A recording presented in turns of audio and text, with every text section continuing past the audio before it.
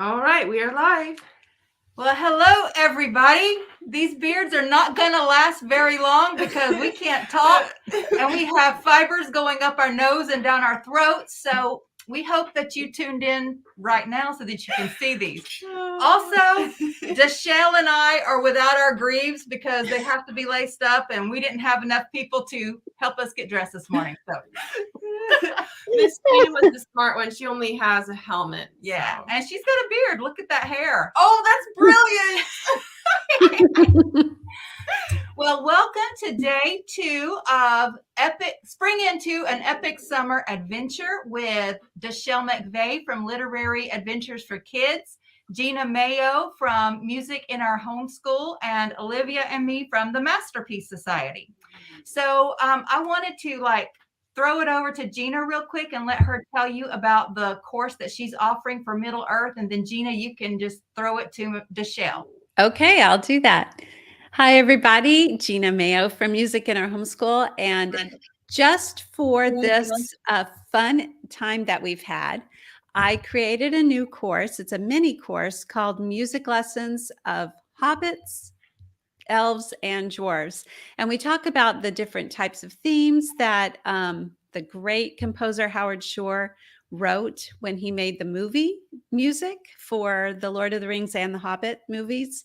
So you can get that course. I think the link is going to be shared in the chat, and it's only $10 if you get it through tomorrow.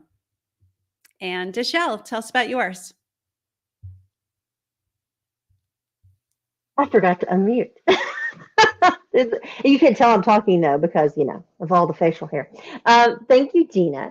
So this is our second year to do a summer lit camp, and I'm super excited that we got to combine our fun camps together with Music in Our Homeschool and our arch venture into Middle Earth. That is just so much fun. So I'm very excited about that. But what we're doing is we're actually going to be reading the book, The Hobbit. So kind of jump into that, get your little prequel into Lord of the Rings. And we're going to spend all summer going on rabbit trails about the book. We're going to do some hands-on exploration, some fun things, which might be science experiments. We have some baking in there. I know we're baking and other things too. And we're going to have a lot of fun with that. We're going to do some visualization, and we're going to have weekly live book clubs. And every week we're going to work on creating our own adventure story. So we'll be token wannabes. So I'm very excited about that. So I hope you guys can join us there. And there is a special coupon for all of you guys that are showing up live today. If you type in live at that link, you'll get 30% off. So that drops your book club down $15. People who are commenting that they love our beards. So thank you so much. We're going to take them off pretty soon because Dachelle and I do not want a hot flash in the middle of this. No. Information. Yeah.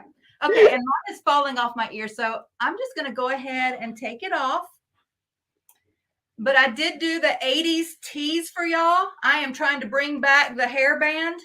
And plus you get to see my it's really a mithril. It's my mithril. I know it looks like a disco shirt, but I just love it is a disco shirt. So maybe next year we'll do Art Venture into the 70s, and then I can be like a disco ball. Next year is Art Venture into Narnia. So stay tuned for more of that. And hopefully Dachelle and Gena are going to join us again because that one is going to be epic as well. So Olivia, if you want to remove your beard and talk about your Hobbit Girl summer real quick and put a link to that. I can. So what I've got for Hobbit Girl Summer is basically just over the summer, I'll be sending out emails with different fun activities that you can do in Hobbit style, true Hobbit fashion. So one of the things that I have is a calendar where each week you have something fun and hobbity as a prompt. And each week I'll send that out along with a free downloadable as well as a recipe for you to try that has like hobbity themes and hobbity food. So the idea is simply just to enjoy the simple life, step away from civilization for a little bit, and live life as a hobbit would. So you can sign up for that at my email as well. I'll put a link in the description. It is Hobbit Girl Summer, but she said boys are welcome too. But if you've got teenage girls or preteens who love Tolkien, just let them sign up. It's all going to be on Instagram, and she's going to send out goodies through her email. So. Yep.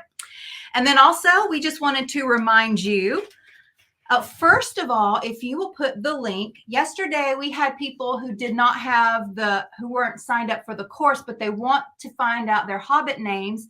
And today, they're going to want to know their dwarf names. So I put together a little PDF of just the name generators. So you're going to have Hobbit names, dwarf names, elf names, wizard names, and orc names. So you can just click on the link that Olivia's putting there, and it'll take you straight to the download page. And then before we get started, one more link I wanted to throw in there was Anna Willis's from the Homeschool Sisterhood, because the mothers, I believe, are studying The Hobbit this summer. It might be the kids too, but if you're interested in that, this is totally an epic Tolkien summer. So we wanted to just, anybody else that was participating in some way, we wanted to shout out to them. So if you already have your dwarf names, then you can go ahead and start putting them in the chat, and Olivia will read them in a little bit. I haven't even sent it. You're going so fast. Oh, I was going to say when I shut up, but so I will talk slower. And remind you that the Art Venture into Middle Earth is on sale now through May 31st for $47. June 1st, it's going up to $127. So if you're interested and you haven't bought it, then you can, have you put a link to that where they can sign up for Art Venture? All right. And then did you get? I've posted Miss Gena's, Miss Dachelle's, ours, Hobbit Girl Summer, and the name list. So and Anna's. I haven't posted Anna's yet. I'm getting there. Get there. Sorry. Listen, I am a grumpy dwarf this morning, and she better just get on the ball. We have already had a comment with their dwarf names. So we have Peridot Stonehelm. I love that. I love that. I will open it up to the name generator so we can find ours. Sounds good. Miss Gena, you've had a compliment on your helmet. It is quite awesome. And Gena will tell you about that when, hopefully she will tell her. Because if you saw her elven brooch yesterday, she has a template or a downloadable template for that. So hopefully she's got something for this other one. I'm going to put on my glasses to tell you my dwarf name. I have another one that's come in. So Anne says she is Jade Broadbean, and her mom is Aquamarine Oakenshield. Oh, I'm Aquamarine too. Oh, and Anne says she is 13. So this is really fun for her. Yay, thank you for commenting. So we also have a Diamond Goldbeard, mother of Amethyst Oakenshield. We have Citrine Ironfoot. Oh, that's Miss Gena. Miss Gena is Citrine Ironfoot. Very nice. Christina says Carnelian Firestone, Azurite Firestone, and Barilla Earthstump. I love these. Earthstump. So these are Tolkien names. A lot of the dwarf women would have jewel names, and then I have no idea where he got the dwarves are based off the Vikings, aren't they? We were talking about the Rohirrim. Who are they based off? I thought I can't remember. Maybe Dachelle knows that. But anyway, so these are really fun. And we also, inside the Art Venture, have a link to where you can learn the Viking runes and write your name, your dwarven name in runes. So my name is Aquamarine Firestone. And your name? My name, let me find it. My name is Amethyst Ironfoot. So that's fun. And then Dachelle, you can find yours, or you can tell yours when it's your turn. So, all right. So you can talk about, do you want to start with the recipes, or do you want to start with the dwarf painting? Oh, let's do the recipes. I want to do the recipes. So the dwarf foods were a lot of fun to put together because they're a bunch of manly dudes and they like their meats and cheeses and breads. And so when I was thinking about like The Hobbit and the Hobbit movie, especially when all of the dwarves are around the table, they're eating all of Bilbo's foods, raiding his cupboards, and just like all sitting around making a huge mess. I was trying to think of some types of foods that would be fun that they would have been using. So one of our main foods, wrong side, is a charcuterie board, and we have like a huge selection of different foods and ideas for that.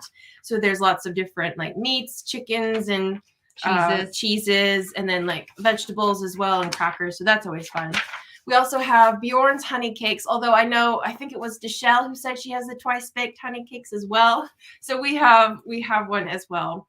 And then one is apple butter. So I can't remember which dwarf, but he was like stuck in a barrel that was full of apples when they were going down the stream, and he hated the smell of apples. So I had to include something apple themed. So we have a lot more fun foods that are dwarf themed and would be fun to make a huge mess. But be careful with the plates. So you can sing Chip the glasses, crack the plates. So we like to sing the old 1977 Hobbit. Have y'all watched that one, Gena and Dachelle? Oh my gosh. You're missing half your life. It was so much fun. We recently It's watched awful. it. Yeah, it's hilarious. And so we were singing all of the old songs. And I remember when the movies came out, we were like, they're actually singing a song, and it's similar to the it's in the book, so obviously, but still, it was fun. All right, so we are going to show the dwarf painting.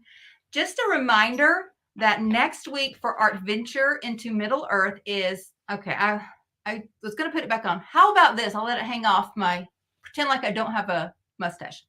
So Art Venture starts officially June 1st or May 29th. It's in the calendar. But next week is our prep week, and that's when we will be releasing each of the art lessons. So Monday will be the Hobbit portrait. Tuesday will be dwarfs. The dwarf. Wednesday will be the elf. Thursday will be Mordor. Is it Mordor Thursday? And then Friday is the Hobbit hole that we showed yesterday. But you are welcome to change them up whenever you want to. And go ahead and show them what they're going to be painting for Dwarf Day. Okay, I'm going to make our screen big really quick so that you can see it up close and personal. So this is the dwarf painting. Now, I kind of went a little bit crazy with the gems and the jewels, and I made them like really shiny and lustrous, full of all the light and color. So it was a little bit complicated, but I have simplified it for the video. So it's not going to be as crazy and involved as this, but it will still be full of the jewels and the jewel tones. And if your kids are older and they want to carry it out and just have a lot more fun with it, they're welcome to do that. Absolutely. So she's going to make it a lot easier. Yes, it's very adaptable if you have your younger kids who don't want to do all of the jewels and the jewel tones. But if your older kids do, then it is super fun. Like doing light and shadow and gemstones are one of my favorite things to paint. I thought you were going to bonk me in the head. No, me? No. All right. Well, I think that we've already covered what we were going to cover for this. Was there anything else we were going to talk about? Not that I can think of. We've had a lot of people comment with their names. All right. Well, we've got about 5 minutes before we switch it over to Gena. So if you want to read some of the comments so we can shout out to everybody. Oh, Chelsea. Yes. She asked, her 9-year-old wants to know if that is the Arkenstone at the top. Yes, ma'am. That is the Arkenstone. I made it really big and shinier than all of the other jewels. So that was important, of course. Good catch. I forgot to mention that. Okay, so I will read the names. We have so many, so bear with me here. Why don't you make it big so that Gena and them can have a little bit off the screen? Oh, okay. Sorry. Okay, so we have Carnelian Blacklock, Barilla Broadbeam, Azagal Goldbeard, Sapphire Earth Stump, and Barilla Oakenshield. I love that Earth Stump. I know, it's so fun. So then Jessica says, Citrine Hammerhand, Fallen Stonehelm, Tourmaline Firestone, Jade Broadbeam, Lonnie, I think that's Lonnie, I can't remember, Goldbeard, Dane Blacklock, and Frar Blackstone. So then also, just so y'all know, Gena has put a link to find the elf brooch, or there's a download for the elf brooch that you can do. So she's put a link there if y'all scroll up a little bit. Let's see. Mary comments Azurite Longbeard, Kim Firestone, Narvi Stonefoot, and Hanar Stonefoot. Sandy comments Carnelian Hammerhand, Oh, that one's grandmother of Diamond Stonefoot, and Lapis Lazuli Broadbeam. cool. Wow. I love that. So From then, Oregon, from Oregon, the mountains of Oregon, or under the mountains. under the mountains. So then Jackie also comments turquoise Iron Fist. So those are all of the comments that we have. I should have put on my big old fake jewels. You ring. should have. That I would have been forgot. perfect. Well, that is one of the recommended costume ideas. I'm taking this off because it's hot. That is one of our recommended costume ideas, is just to like wear a bunch of different jewels and rings or necklaces or earrings to. And we hear that the dwarf women also have beards, so you might want to maybe even pencil in with a eyeliner pencil or something a beard. Or Miss Gena had a smart way to do it. If you have longer hair, you can pull your hair under and tie it off in a knot, and that is a quick and easy substitute beard for girls. Could even do possibly a mustache. There you go. You could tape up your hair. That across is your beautiful, face. Mom. Wonderful. Thank you. All right, who is next? Who do I need to hand it off to? Oh, it is Miss Gena's turn, and she is going to talk about the Misty Mountain music. All right, so Miss Gena. Hey, everybody. You guys are hilarious. So much fun doing this with you. I wanted to start off today by telling you how I made my helmet. I mean, it's so easy, simple. So what I did was I just took a ball cap. So just a regular old ball cap. And I put duct tape around the front and then just made different symbols and pieces and then drew on it with a Sharpie. But it's backwards when I do this. I have to do it without looking. There we go. I will put a tutorial for it on the website link that I shared, and that way you can see some pictures more up close. But basically what I did was I looked up Gimli's helmet and just copied some of the designs, simplified it, and it's so easy to do. And like they said, I just tied my hair with a hairband right there for a beard. So too fun. We are going to be talking about dwarf music today. And I wanted to review a little bit from yesterday because some of you may not have been here, but I wanted to tell you a little bit about Howard Shore, who was the composer of the movie music for The Lord of the Rings and the Hobbit movies that came out in the 2000s, not the 77 version that Alisha and Olivia were talking about. And he is most famous for the movie music that he did for those, but he also wrote movie music for about 80 different films and TV shows. So he's very prolific. He's still alive. Maybe he's still writing things. I'm not sure. But one of the things he did for the Lord of the Rings music is he used light motifs, spelled Leitmotif. It's a German word. And it first came about from Richard Wagner, who wrote opera music back in the 1800s. And so what you do with the leitmotif is you come up with a theme, a melody line, and you play it when that character or that place or that thing, like the ring, is on the screen. And so when you start to hear the music, it reinforces what you're seeing on the screen with the story. And it even might be something that's not on the screen, but what the characters are thinking about, or maybe what's going to be happening to them. And so the music really starts to affect us without us even realizing why. And it's very powerful. And he was a genius, Howard Shore was, with the way he did it with the Lord of the Rings music. So I wanted to read a quote that is found in the liner jacket back when we actually bought CDs. They came out with CDs for this, and there was some writing in the back by a musicologist named Doug Adams. And he said, Howard Shore's themes are an encyclopedic network of leitmotifs, dozens of themes that represented cultures, characters, objects, and dramatic concepts in Middle Earth. Individual themes change and evolve to signal the evolution of characters throughout the story. For example, Adams writes, the home-loving Bilbo's Shire theme starts out with safe, warm melodies and a cozy melodic contour. But then the theme moves into a new key and exposes Bilbo's emerging thirst for excitement with leaping intervals and a stout, confident tone. So that's one thing you can do with these themes is you keep it basically the same, but you're changing it up enough that it can make it sound more exciting or more sad or more fearful. So you change it up a little depending on what's going on in the story.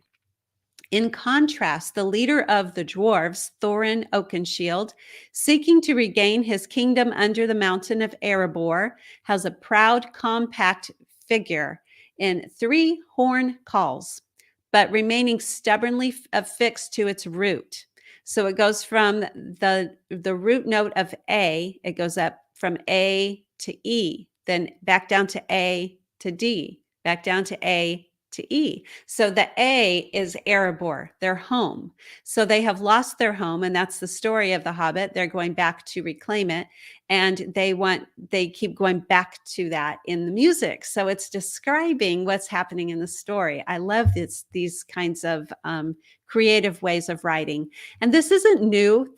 We even have examples of this way back from the Renaissance, where some of the madrigals written in England did the same type of thing. Where I have this in one of my courses where it talks about the music. And this was back when Queen Elizabeth was Queen of England. She loved madrigals, and they would write madrigals and do this kind of thing where the words are being described in the music too. Like if it says the word high, it's a high note. So different again is the Elf Queen Galadriel's theme. It's an elegant Arabic maquim jazz played on a woodwind instrument, the cor anglais, or the English horn. This accompanies female voices singing in Elvish, and then they have the Elvish language there, which I'm not going to try to say, but we will talk more about the elf music tomorrow.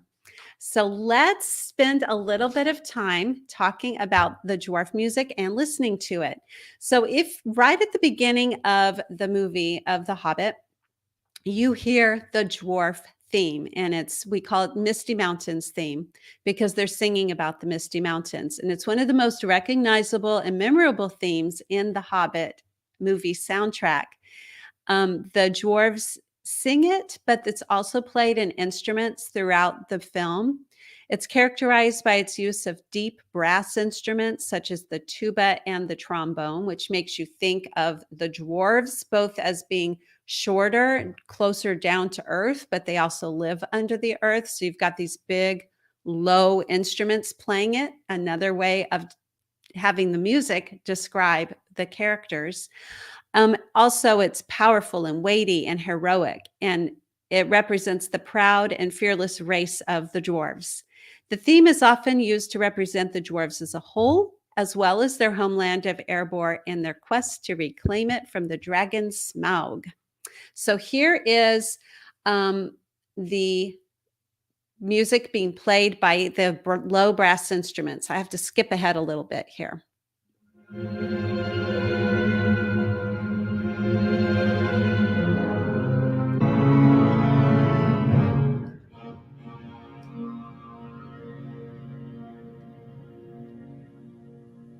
I'll tell you when it starts.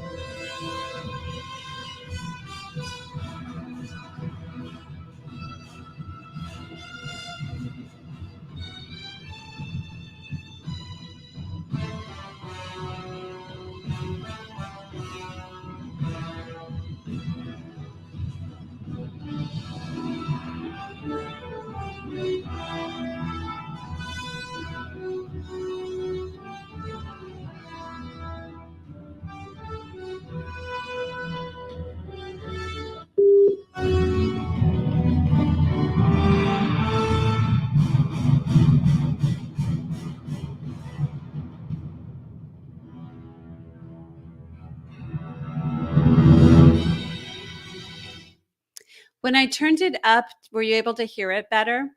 We tested the music out yesterday, but we didn't today. So I just want to make sure that it's working well and it's not cutting in and out. If someone could let me know in the chat. And if it's okay, I will keep going. If not, we will work on fixing it. Yes. Okay, good. All right. So that was the theme. Bum, bum, bum, bum, bum, ba-da-dun, dun, dun, being played by the low brass instruments. But now we're going to listen to it being sung by the dwarfs, which is really fun because they have really low, deep voices. So here we go.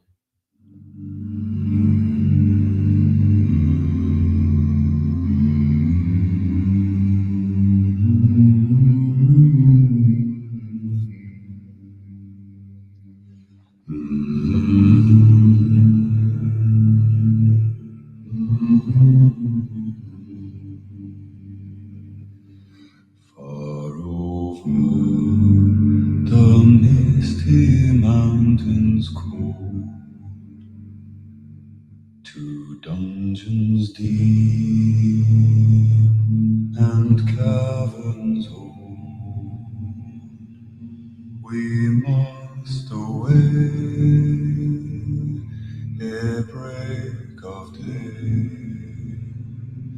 to find our long forgotten gold. The pines were roaring on the height,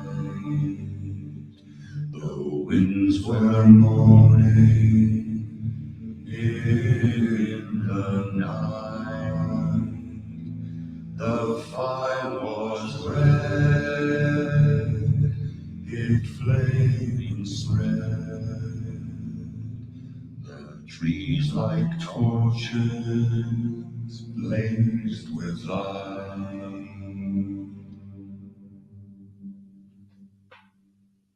Isn't that awesome? I love that.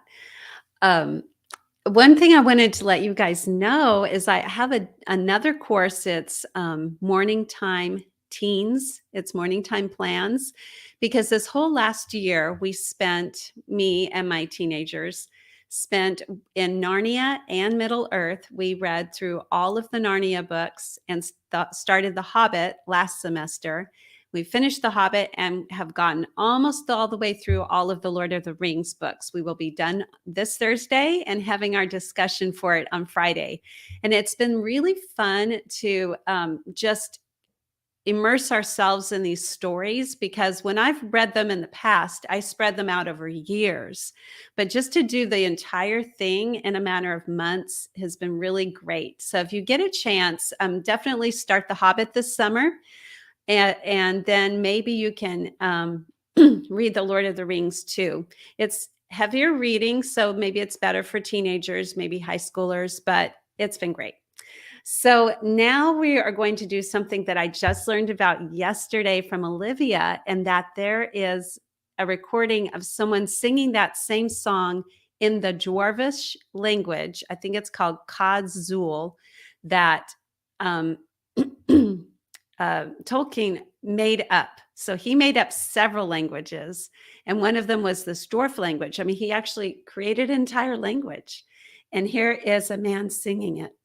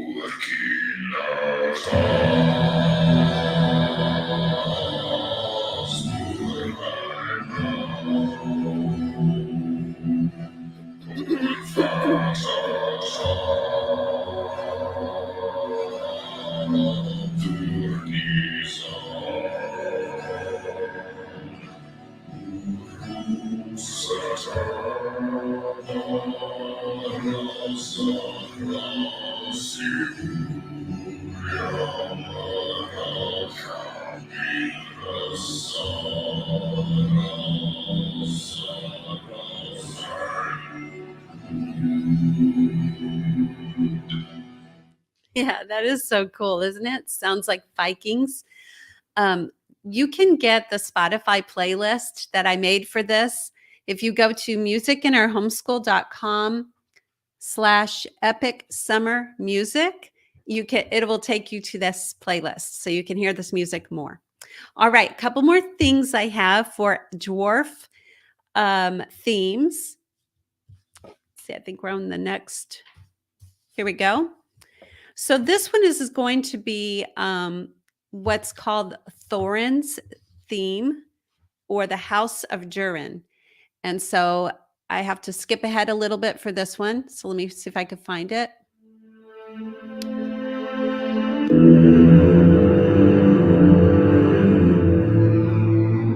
I'll tell you when it starts.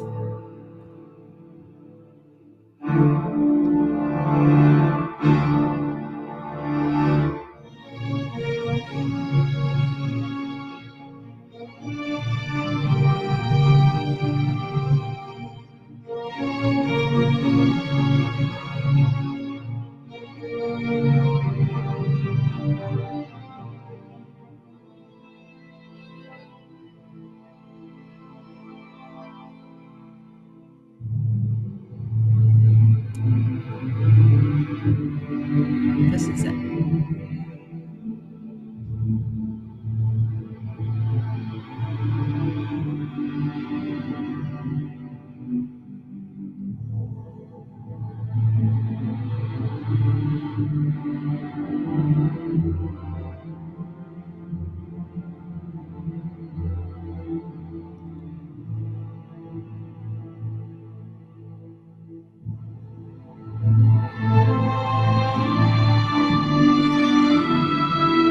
So it was being played really low. It might have been hard to hear, but now it's being played da da da da da, so you can hear it higher.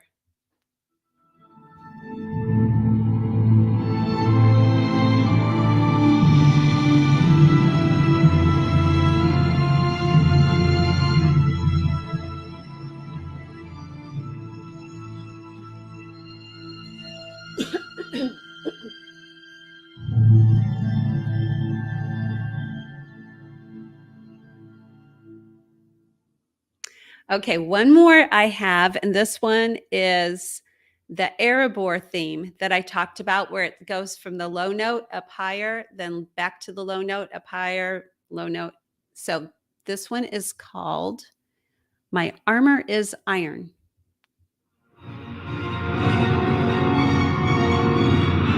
Again, I'll point when it actually starts.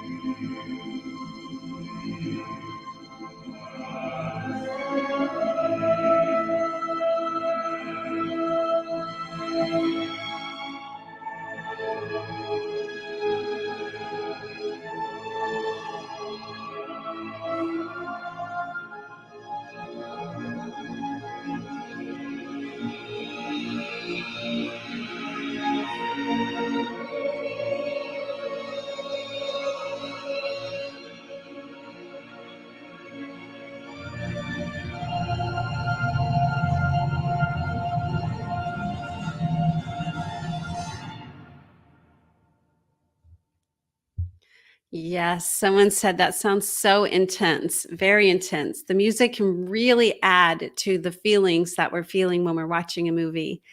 Want to mention one more thing before we head off today and switch over to Dachelle to do our poetry tea time. And that's that a few years ago, the Chicago Symphony was playing the music.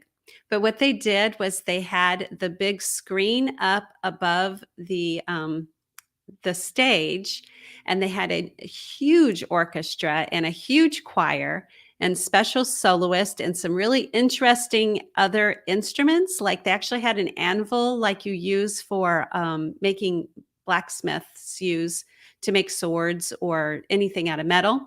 And they played these instruments while the movie was playing. So the only thing that was coming from the movie was the voices. All the music was live on the stage, and we got to see all 3 movies in 3 different years, and it was such a cool experience. If they're ever doing something like that in your area, I highly recommend it. It was very, very neat to see that.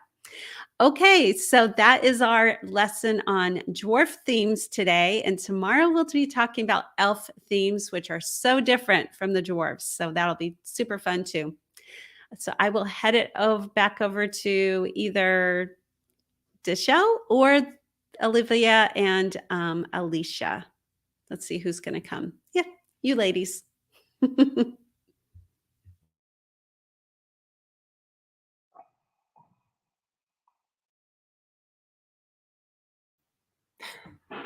Okay, sorry about that. Well, we are now unmuted. And I was going to say, I'm so proud of Olivia for keeping her beard on, but Dachelle has been wearing hers this whole time.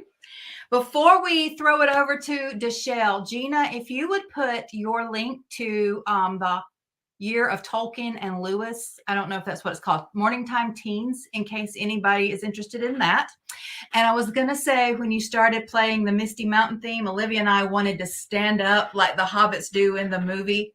We weren't going to salute it, but we were singing along with it because we love that particular version of it. So, all right, I'm going to hush up and I'm going to throw it over to Dachelle, and we're going to talk about some dwarven poetry. Thank you. Okay, so I have my battle axe here, sword ready, because I am Opal Iron Fist today. But I've only kept this beard on because I haven't been talking, and I have sneezed and inhaled some yarn and swallowed some yarn. So we're going to take it off so I can talk about poetry today. Woo.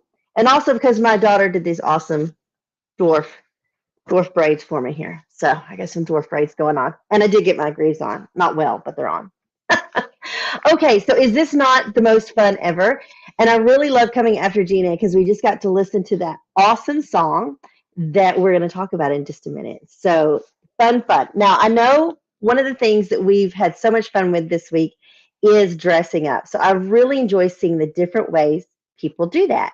Obviously, I am a working mom who is very busy. And so I do the easy way out. So I just buy my dwarf costume. But we do a lot of dressing up here for different things. So we have this. So I am ready for the Renaissance Fair next year with my dwarf outfit because they do have Hobbit days on at their Renaissance Fair. Okay, did you know there isn't a single solitary female character in The Hobbit? Not one. In fact, there's only one woman even mentioned in The Hobbit, and that's Bilbo's mother, Belladonna Took. Now, you may say, well, Philly and Killy, they were sons of Thorin's sister. This is true, but she's actually not mentioned in the story. And you're going to have to go over to the Lord of the Rings and look up one of the many family trees to find her, and her name was Dis. So she's literally the only lady dwarf that's mentioned in Tolkien's writings. So Opal Iron Fist is making a change for that. Okay, so today we're going to talk about that awesome song that Gena just played for us a few minutes ago, Far Over the Misty Mountains Cold. And I know that you guys all know that song because it's just iconic with The Hobbit. And you get that whole feeling when you're listening to it at the doors, especially there's very deep voices singing. So Tolkien put in a lot of poetry, a lot of music in his books. because he liked writing it. So you've got everything from the dwarves, the elves, to the hobbits, all writing some type of poetry, some type of lyrical thing. And a lot of the times it was songs. And this song was actually written in The Hobbit in 1937. But if you go through the books, you're going to find it more times because he kept using it, changing the words a little bit, changing a little bit of the rhyming there and now in different ones. So you're going to see it in different books, this poem. So when I read it to you, you may think that's not the words. It is the words. They're just different words in different books. But in The Hobbit, we read this far over the misty mountains cold. And this is the point of this song is to get Thorin and his fellow dwarves. They're going out on this mission. They're taking Bilbo with them, and they're going to go out to their land that Thorin is the true king of, and he wants to take over the mountain again. He wants to capture it back from Smaug. So this is his kind of epic tale here about it.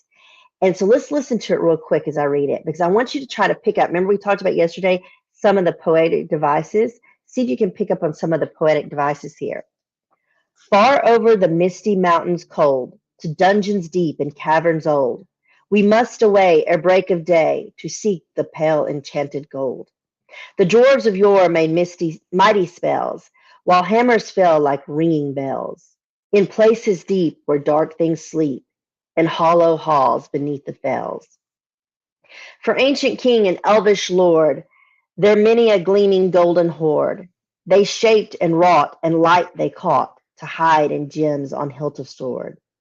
On silver necklaces they strung, the flowering stars or crowns they hung. The dragon fire and twisted wire, they meshed the light of moon and sun. For over the misty mountains cold, to dungeons deep and caverns old, we must away ere break of day, to claim our long forgotten gold. Goblets they carved there for themselves, and harps of gold where no man delves. There lay they long, and many a song was sung unheard by men or elves. The pines were roaring on the height, the winds were moaning in the night. The fire was red, it flaming spread, the trees like torches blazed with light. The bells were ringing in the dale, and men looked up with faces pale. Then dragon's ire, more fierce than fire, laid down their towers and houses frail. The mountains smoked beneath the moon, the dwarves they heard the tramp of doom. They fled their hall to dying fell, beneath his feet, beneath the moon. Far over the misty mountains grim, to dungeons deep and caverns dim, we must away ere break of day, to win our harps and golds from him. So, isn't that the coolest? Yeah, so you guys have read that one so much. It's just one that you hear a lot, but you're going to hear it with different words. Even at the end of The Hobbit, he uses a little bit different words to repeat this. So this is a 10 stanza poem, and it's broken into 4 lines each. We call that a quatrain in the literary world, and a quatrain is really just a simple way of saying 4 lines. Now you can make up all sorts of different rhyming rhythms with that, but in this one, let's see if we can hear. Let's listen to that first line, the first stanza again, and see if we can pick up the rhythm here. Far over the misty mountains cold, to dungeons deep and caverns old, we must away ere break of day, to seek the pale enchanted gold. So do you pick up that rhythm there? We've got cold, old, and gold. So it's A, cold, old, and gold all rhyme, but the third line doesn't rhyme. Let's see if he keeps that up. The dwarves of yore made mighty spells, while hammers fell like ringing bells, in places deep where dark things sleep, and hollow halls beneath the fells. So you can see he does keep that up throughout the entire poem, that A rhythm, which is really a pretty simple rhythmic pattern there. Now, not as simple, I know, when you're writing your own poetry, trying to come up with 3 words that rhyme and not the same word. So, but he used easy ones. So that's one of the tricks of poetry, is you want to use a word at the end that you're going to rhyme with that is something that's pretty common, that you can find other words. We have laughed because in our poetry tea times, I do poetry tea times every month on Zoom. And some kid will invariably put like orange at the end. And he's like, I can't find anything to rhyme with orange. So you want to use the words that are easy to rhyme with at the end. And so he does that with old and cold, or spells and bells, words that we have multiple words that have those rhythms and those sounds together. But let's look at some other things that he uses in this story. In this, sorry, not story, poem. Okay, he uses foreshadowing. So you've probably heard of foreshadowing before. It's basically what it sounds like. It's taking something and kind of giving you an idea of what's to come. So we hear when he says, far over the misty mountains cold, to dungeons deep and caverns old, we must away ere break of day to seek the pale enchanted gold. So that's foreshadowing. The dwarves are going to leave and they're going to go out and they're going to try to get back their homeland. If you end it, look at the ending stanza, it says, far over the misty mountains grim, to dungeons deep and caverns dim, we must away ere break of day to win our harps and gold for him. So you get that we're foreshadowing that they want to win back their gold. And I'm not going to tell you how that ends, but if you've seen the movie, you know. Okay, so foreshadowing. Now there's other things that he uses like alliteration, allusion, enjambment. Now, allusion, I just read one that alluded to. Did you catch it? It says, to win our harps and gold from him. So that is an allusion. It's alluding to the dragon, Smog. Remember that dragon came in, destroyed most of the civilization of the dwarves, all the mountain dwarves. Basically what was left, they had to leave. There was very few of them left. He took over and took all their gold, all their everything, not just their gold, but their whole home. So Smog did that. And then he proceeded to sit down on top of it all and not let anybody near it again. So we're alluding to Smog. So allusion is just something that kind of gives you an idea of what he's talking about without actually saying it. So you'll see that also when he mentions to seek the pale enchanted gold, or the other one that is the long forgotten gold. So when he's talking about the long forgotten gold, he's alluding to when they lost the gold. Because remember, dwarves live hundreds of years. So this has happened a long time ago. And there's very few dwarves even left that remember the gold that they had stockpiled up. And they were very wealthy and they ruled the mountain. And so we're giving those allusions back to that time in history. So he's not only just giving us a poem that sets us off on our epic adventure with Bilbo, but he's giving us the history of what happened. So now in this one poem, we can kind of go back and see, this is why they want to go on this adventure. This is why they are heading out, because this is something that belongs to them and they want to take it back. And when they had to run off and leave everything before, there wasn't enough of them. And so now there's plenty of them. Well, not plenty of them, but there's more of them. And so this small band of them is going to go with Bilbo and initially with Gandalf, and they're going to head out to this adventure where they're going to try to get back the mountain. So we've got all that illusion working in there. Let's talk about one we talked about yesterday, alliteration. I love alliteration. It's literally my favorite one. So everything I do, I have like Tea Time Tuesday and Fun Friday. I love alliteration. So alliteration is just where we take like the first letters of words that are the same and we put them together. So just take that first stanza once again. See if you can find the alliteration. For over the misty mountains cold, to dungeons deep and caverns old. You see the alliteration there? Did anybody find it? Misty mountains. We've got the M sound that's repeating, so that is alliteration. Dungeons deep. We have that D sound that's repeating, so we have that going. And we'll repeat those later on. He reads them later on in the poem, that you'll see him again. You'll see that duh sound that's a really strong one. And I think he uses that because of the dwarves. It makes it a stronger, deeper kind of story they're telling. Because this is not some fun little happy song. They do those. And as Alisha and Olivia were alluding to earlier, with the fun one in the beginning, while they're cleaning up after Bilbo. After they wreck Bilbo's house. So there are fun songs as they sing, but this is not one of the fun, happy ones. This is more of telling this story. So he's telling you this epic story by using a song, which we know is poetry.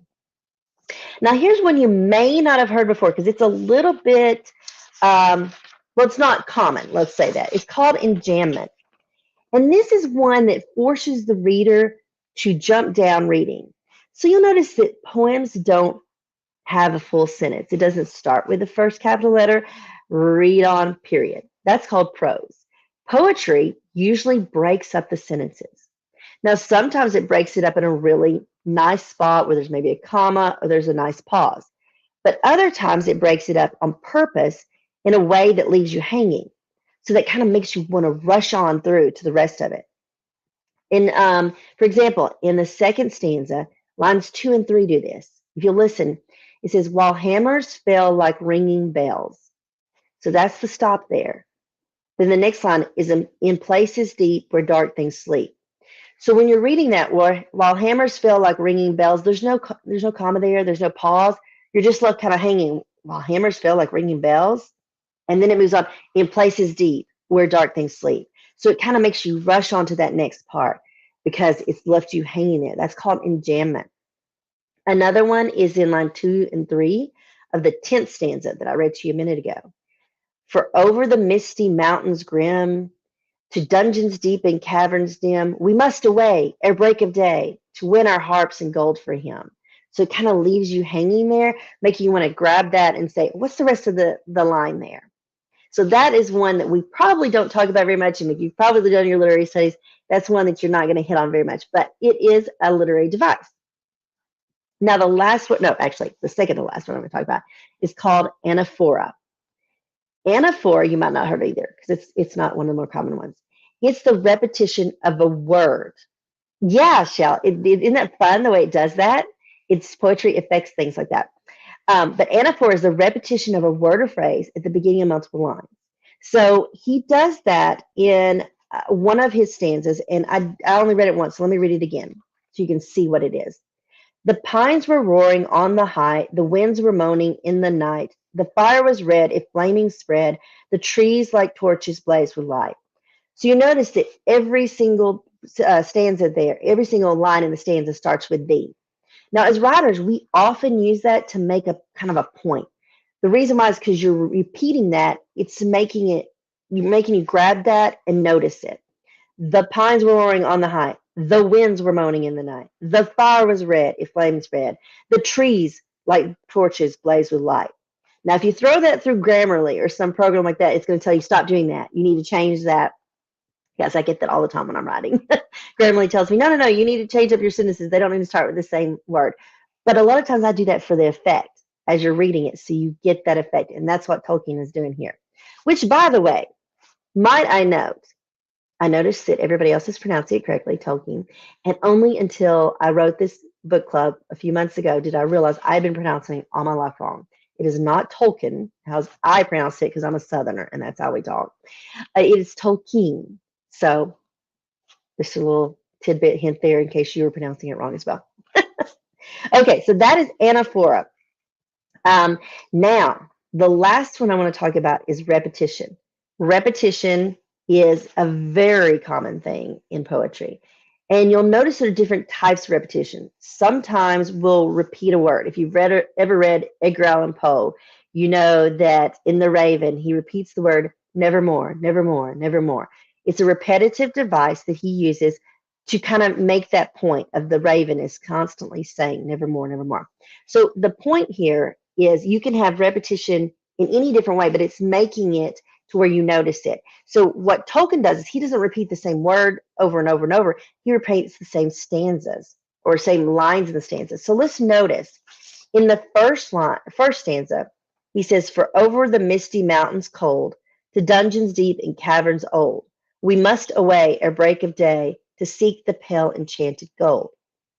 But he uses those lines again in the 5th stanza when he says, far over the misty mountains cold, to dungeons deep and caverns old, we must away ere break of day to claim our long forgotten gold.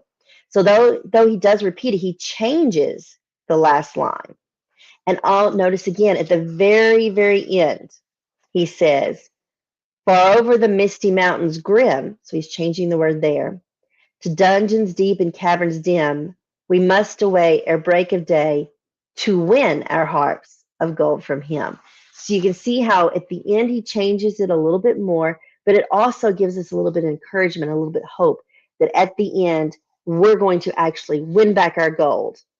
Us, me, Opal Iron Fist, and Thorin Oakenshield, everybody. Okay, so that is our poetry tea time. Not really so much tea time because dwarves I don't think drink tea, but I have my poetry water with dwarves, and I'm going to send it back to Alisha and Olivia if they're still there, or Gena. We're here. Are we unmuted this time? Yes, we are. That was amazing. That was awesome. So Tolkien was a genius, and that's what we were like when you were reading those lines. We're just like, oh, he was such a genius. Yeah. So several times we have been to Oxford, and the first time we went years ago, my husband and I had to visit his grave site, and I have pictures of Jason. He wasn't really like kneeling before Tolkien, but he was kneeling down so I could get a picture of him by the tombstone. So we love him. But yeah, you got to see it a few years ago. Yes, it was very cool.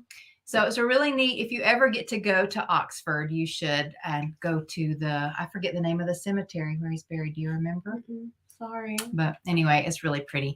I may or may not have snatched some leaves from a plant that was growing on his graveside. I may or may not still have that. Ooh, Mother. I may not. Okay. I will neither confirm nor deny. But all right, so let's bring us all back around.